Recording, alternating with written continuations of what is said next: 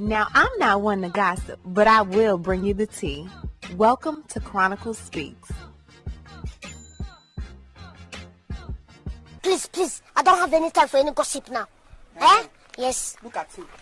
The tragic death of NBA legend Kobe Bryant, his daughter Gianna, and the 7 other precious lives that were lost on Sunday in the horrific helicopter crash has shocked the world. I haven't slept myself and can only imagine what the families are going through right now. Kobe was a 5-time NBA champion, 2-time NBA Final MVP, but not only that, he was a son, a brother, a husband, and a father. Kobe took so much pride in being a dad, so much so that this helicopter ride was actually to take them to the Mamba Academy in Thousand Oaks, California for a basketball practice with his daughter and 2 of her teammates. The reason why Kobe even started using helicopters in the first place was to make sure that he was there as a father and a husband. He didn't want to miss out on things like taking his daughters to school or even picking them up from school. I always get to practice really early. My routine is always the same. I'd wake up 4 in the morning and I'd lift weights, really early, 5 in the morning. Get home at about 6:30 in time to wake up the kids for school. And then I take the kids to school every morning. That's what I do. I take them to school, and then after I take them to school, I go to practice. I drive to practice. And this is before people started really moving down south. So I can get down to LA in 30, 40 minutes, right? So I practiced. I'd stay late after practice, get my shots up, treatment up, drive back, and I can get back in time to pick the kids up from school, after school activities, all that fun stuff, even on weekends. But then traffic started getting really, really bad.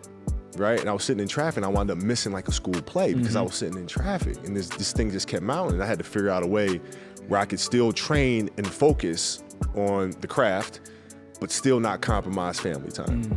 And so that's when I looked into helicopters and be able to get down and back in 15 minutes. And that's when it started. And so my routine was always the same. Weights early in the morning, kids to school, fly down, practice like crazy, do my extra work, media, everything I needed to do, fly back, get back in carpool line, pick the kids up. And my wife was like, listen, I can pick them up. I'm like, no. I want to do that because you have road trips and times where you don't see your kids, man, So like every chance I get to see them and spend time with them, even if it's 20 minutes in the car, like I want that. Now, while many men would be trying hard to have a boy, Kobe was absolutely happy with having all girls. So much so, he called himself a girl's dad. It's likely that you're hearing many personal anecdotes about Kobe Bryant, so here's mine. I met Kobe one time, backstage at an event for ESPN in New York, and I saw him and I thought, oh my gosh, that's Kobe. I gotta get a picture for the gram. That's the picture. I didn't get it for a few minutes because as I approached him, he immediately commented on my rather large 8-month pregnant belly. How are you? How close are you? What are you having? A girl, I said, and then he high-fived me. Girls are the best. I asked him for advice on raising girls, seeing as though he quite famously had 3 at the time.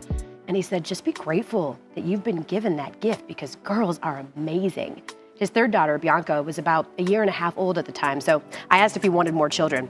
And he said that his wife, Vanessa, really wanted to try again for a boy, but was sort of jokingly concerned that it would be another girl. And I was like, 4 girls, are you joking? Like, what would you think? How would you feel?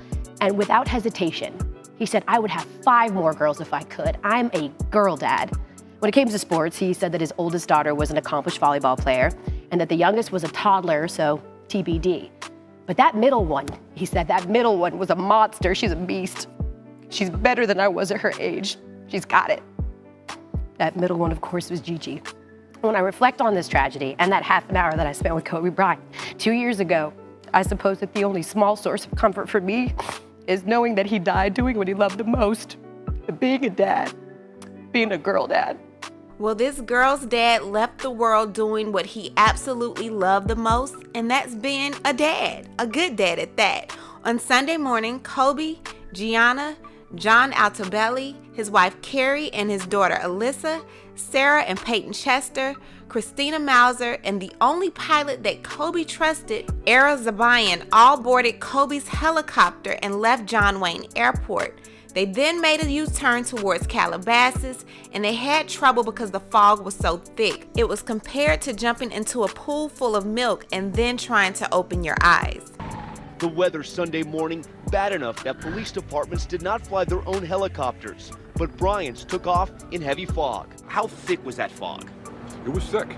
Imagine jumping into a pool filled with milk and opening your eyes. Scott Dalen witnessed the crash.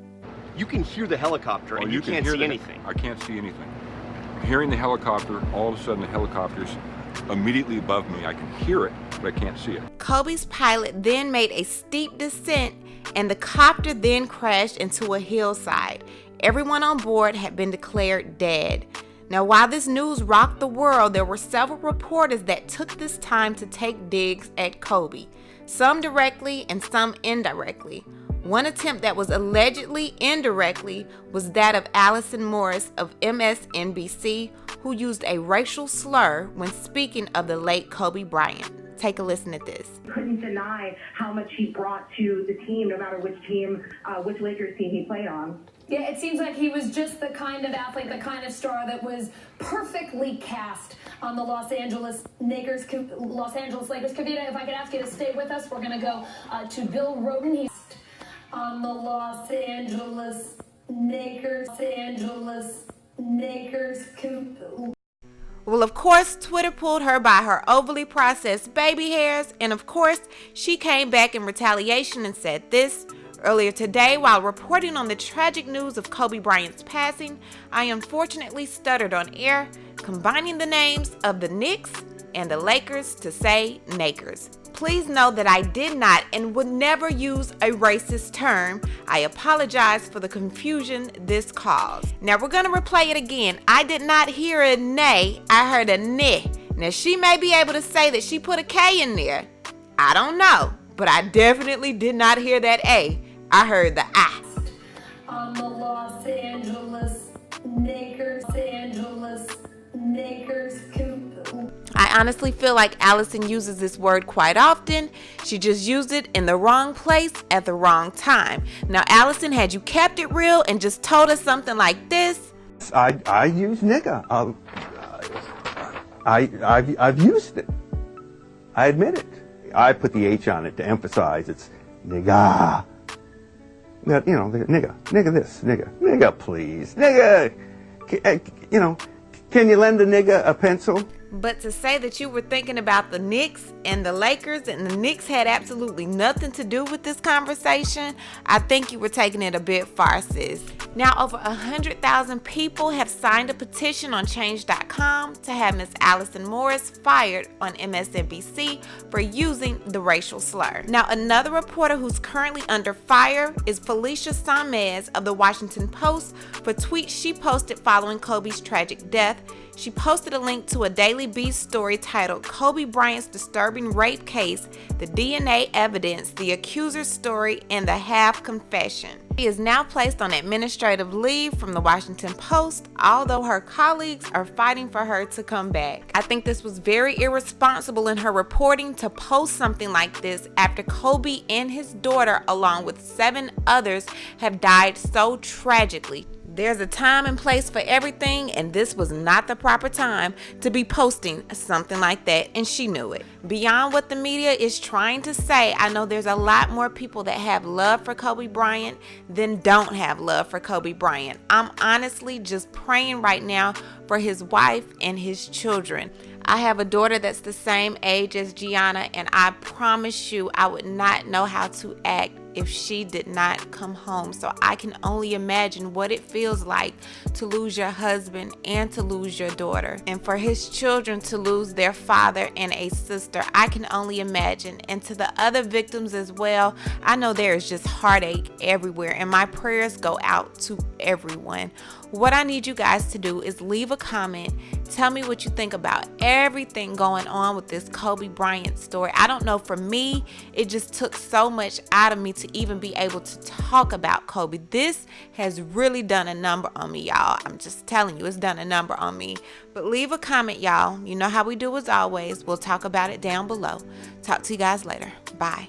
Now, before I end this video, I want to tell you about a company called Ash Kicking. Now, you know your girl Chronicles would not promote a company without doing one of those thorough Chronicle Speaks investigations, honey, and Ash Kicking definitely passed the test. Y'all make sure to check out ashkicking.com for one of the best 100% natural home fragrance and beauty products, honey, and use my code Chronicles at checkout for an extra 15% off just for you. As always, thanks for watching. Don't forget to hit that subscribe button, hit that like button, and hit that bell so you don't miss any of my new episodes.